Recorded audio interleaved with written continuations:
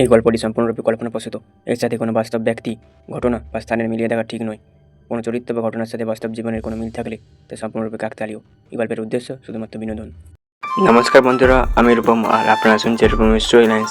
আজ আমাদের বিশেষ নিবেদন রিসর্ট ট্যাগারাত। গল্পটা শুরু হচ্ছে, শুনতে থাকুন। অমিতাভ সাহা দীর্ঘ অপেক্ষার পর একটি গল্প লেখার চেষ্টা করছেন, কিন্তু কোনো ভালো প্লট তার মাথায় আসছে না। শহরের কোলাহল ছেড়ে তাই তিনি ডুয়ার্সের নিরিবিলি পরিবেশে চলে এসেছেন। আলিপুরদুয়ারের চকুয়া ক্ষেতের কাছে একটি অফ সিজন রিসর্টে তিনি পৌঁছেছেন। কাছেই চিলাপাতা ফরেস্ট, দূরে পাহাড় আর চা বাগান। পরিবেশটা সত্যি শান্ত।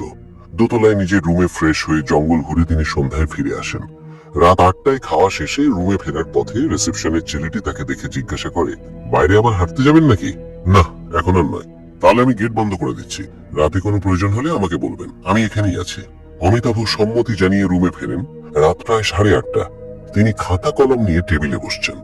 জানালা দিয়ে ঠান্ডা হাওয়া আসছিল, তাই তিনি পাল্লাটা চেপে দেন। কিছুক্ষণ পর দরজায় মৃদু শব্দ। অমিতাভ ঘুরে দেখেন 26-27 বছরের এক তরুণ দাঁড়িয়ে। ভেতরে আসতে পারি? এসো, আপনার সঙ্গে একটু গল্প করতে এলাম। তুমি কোন রুমে উঠেছো? এই পাশের রুমে। সারাদিনে তো তুমি দেখলাম না। সারাদিন তো ছিলামই না, দেখবেন কি করে? ও, তাহলে সন্ধ্যের দিকে এসছো? না, এইমাত্র ঢুকলাম। এত রাতে? রাত আর এমন কি, 9টা, সবে তো সন্ধে। তোমরা ইয়াং জেনারেশন সব রাত জাগা পাবলিক। তবে এখানে রাত 9টা অনেক রাত। তরুণকে তখন খাতা কলমের দিকে তাকায়। তা আপনি এখানে খাতা কলম নিয়ে কি করছেন? শখের লেখক বুঝি? হ্যাঁ, ঠিকই বলেছ। তা প্লট কিছু মাথায় এলো?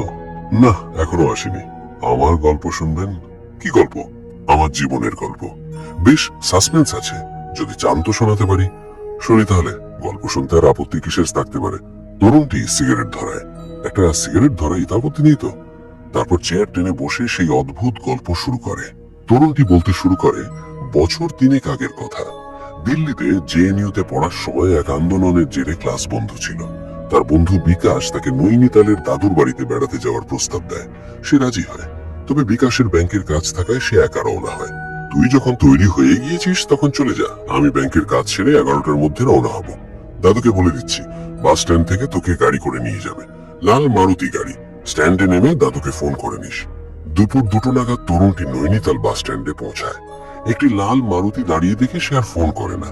সরাসরি গিয়ে বয়স্ক ড্রাইভারকে বলে, দাদু, আমি রাজেশ। বিকাশ আমার কথা নিশ্চয়ই বলেছে, ওর আসতে বিকেল হবে। চলুন আমরা ততক্ষণে বাড়ি চলে যাই। ভদ্রলোক শুধু মাথা নেড়ে গাড়ি চালান। ঘন্টাখানিক পর পাহাড়ের কোলে জনশূন্য এক জঙ্গলের মধ্যে এক দোতলা বাড়ির সামনে গাড়ি থামে। বাড়িতে কেউ নেই। ভদ্রলোক তাকে একটি ঘরে নিয়ে গিয়ে বলেন, স্নান টান করে নাও, আমি তোমার খাবারের ব্যবস্থা করছি। তরুণটি ফ্রেশ হয়ে বিকাশকে ফোন করতে গিয়ে দেখে নেটওয়ার্ক নেই। বাইরে বেরিয়ে ফাঁকা জঙ্গলের দিকে হেঁটে যায়। এক জায়গায় নেটওয়ার্ক পেয়ে বিকাশকে কল করে। এই কেমন অদ্ভুত জায়গায় তোর দাদুর বাড়ি, ফোনের নেটওয়ার্কই নেই, শুধু জঙ্গল আর জঙ্গল। তুই বাড়ি পৌঁছে গেছিস? হ্যাঁ, আমি তো অনেকক্ষণ আগে এসেছি। তাই নাকি? কখন পৌঁছালি? তুই তো দাদুকে ফোন করিসনি। বাড়ির ঠিকানা জানলে কি করে? ফোন করবো কি, গাড়ি দাঁড়িয়েছিল আর তোর দাদুই তো আমাকে ড্রাইভ করে ওনার বাড়িতে নিয়ে এলেন। কি বলছিস? দাদু তো কিছুক্ষণ আগে ফোন করে বললেন তোর ফোন আসেনি, উনি তোর জন্য অপেক্ষা করছেন বাস স্ট্যান্ডে। হ্যাঁ, সে কি? ফোন কেটে যাওয়ার শব্দ। তরুণটির কাঁধে তখনই কারো হাতে ঠান্ডা স্পর্শ লাগে। আজকে উঠে সে দেখে সেই বয়স্ক লোকটি দাঁড়িয়ে। হয় উনি কি তাহলে বিকাশের দাদু নন? আরে শুনুনি না গল্পটা। তরুণটি নিজেকে সামলে নিয়ে এবং ভদ্রলোককে বলে নেটওয়ার্ক খুঁজতে বেরিয়েছিল। এখানে জঙ্গলে ঘুরে বেড়ানো নিরাপদ নয়, বাড়ি চলো। আচ্ছা চলুন। বাড়ি ফিরে ডাইনিং টেবিলে খাবার সাজানো দেখে তরুণটি খেতে রাজি হয় না। আমি বিকাশ এলে তবেই খাবো, ওর জন্য আমার চিন্তা হচ্ছে। ওর এতক্ষণ চলে আসা উচিত ছিল। রাস্তায় কোনো বিপদ হলো কিনা জানা দরকার। আচ্ছা, তুমি খেয়ে নাও, তারপর ওর খোঁজ করছি। না, এখনই খোঁজ করা দরকার, আর দেরি নয়, আমি রাস্তায় এগিয়ে দেখছি। ভদ্রলোক বিরক্তি গোপন করে ওপরে যান। আচ্ছা দাঁড়াও, ওপর থেকে গাড়ির চাবি নিয়ে আসছি, তারপর বেরোচ্ছি। সন্ধে নামতে চলেছে, একা একা বেরোনো এখন নিরাপদ নয়। কিন্তু তরুণটি দেখে গাড়ির চাবি তো দরজার হ্যাঙ্গারে ঝুলছে। সে মনে মনে আতঙ্কিত হয়, গাড়ির চাবি তো এখানে, উনি তাহলে উপরে কি খুঁজছেন? সে আর এক মুহূর্ত দেরি না করে সদর দরজা দিয়ে বেরিয়ে সর্বশক্তি দিয়ে দৌড়তে শুরু করে। অনেকটা দৌড়ে সে বড় রাস্তায় পৌঁছায় এবং মোবাইলে নেটওয়ার্ক পায়। হাঁপ ছেড়ে সে বিকাশকে ফোন করে, প্লিজ আমাকে এই বিপদ থেকে উদ্ধার কর। তুই বড় রাস্তার ধারেই থাক, আমি এক্ষুনি দাদুর সঙ্গে গিয়ে তোকে নিয়ে আসছি। কিছুক্ষণ পর বিকাশ আর দাদু এসে পৌঁছান। গাড়িতে সব শুনে বিকাশের দাদু বলেন এটি স্থানীয় দুষ্কৃতীদের কাজ হতে পারে। পরদিন সকালে বিকাশের দাদুর বাড়িতে ব্রেকফাস্ট করার সময় তরুণটি দেওয়ালে ঝোলানো একটা ছবির দিকে তাকিয়ে জমে যায়। ইনি তো সেই ভদ্রলোক যিনি আমাকে কাল ওনার ডেরায় নিয়ে গিয়েছিলেন। অসম্ভব, হতেই পারে না। তোমার কোথাও ভুল হচ্ছে রাজেশ। উনি আমার বড়দা। অনেক বছর আগে উনি মারা গেছেন। মারা গেছেন? বিকাশের দাদু জানান তার দাদা তন্ত্র সাধনা করতেন আর 10-12 বছর আগে শ্মশানের ধারে মৃত অবস্থায় পাওয়া গিয়েছিলেন। তরুণটি বিশ্বাস করতে পারে না। এরপর বিকাশ তৈরি হতে গিয়ে গাড়ির ডকুমেন্ট খুঁজে না পেয়ে তরুণটিকে বলে, গাড়ির ডকুমেন্ট খুঁজে পাচ্ছি না, তুই গাড়িতে গিয়ে বস, আমি একবার আলমারিতে খুঁজে দেখে আসছি। তরুণটি গাড়িতে পেছনের সিটে বসছে। বিকাশ আসছে এবং গাড়ি স্টার্ট দিচ্ছে। তরুণটি মনে করিয়ে দেয় যে তার ব্যাগ সেই বাড়িতেই রয়ে গেছে। আমার শার্ট, প্যান্ট আর অন্যান্য জিনিসপত্র যে ব্যাগে রাখা ছিল সেটা তো ওই ভদ্রলোকের বাড়িতেই রয়ে গেছে। আমাকে কিছু শপিং করতে হবে রে। শপিং করতে হবে কেন? ওনার বাড়ি থেকেই উদ্ধার করব। তুই ঘাবড়াচ্ছিস কেন? বিকাশ গাড়ি নিয়ে সেই পুরনো রাস্তার দিকেই যাচ্ছে। সরু পাথুরে রাস্তায় ঢুকতেই তরুণটির ঝিমুনি কেটে যায়। তার ভীষণ ভয় লাগছে। তারা যখন সেই জায়গায় পৌঁছায় সে তাকিয়ে দেখে গতকালের বড় বাড়িটা আজ ভগ্নাবশেষে পরিণত হয়ে একটা ভুতুড়ে ধ্বংসাস্তূপে পরিণত হয়েছে। ঠিক তখনই তার মোবাইল বেজে ওঠে। বিস্ময়কর ভাবে সেখানে নেটওয়ার্ক আছে। বিকাশের দাদুর ফোন। কোথায় গেলে তুমি? আমরা তো তোমার জন্য গাড়িতে অপেক্ষা করছি। আপনারা অপেক্ষা করছেন মানে? আমি তো বিকাশের সঙ্গে গাড়িতে চলে এলাম। কোথায় চলে গেলে? বিকাশ তো গাড়িতেই অপেক্ষা করছে তোমার জন্য। তরুণটি ফোনে দাদুর পাশ থেকে বিকাশের কণ্ঠস্বর শুনতে পাচ্ছে। তার পায়ের তলা থেকে মাটি সরে যাচ্ছে।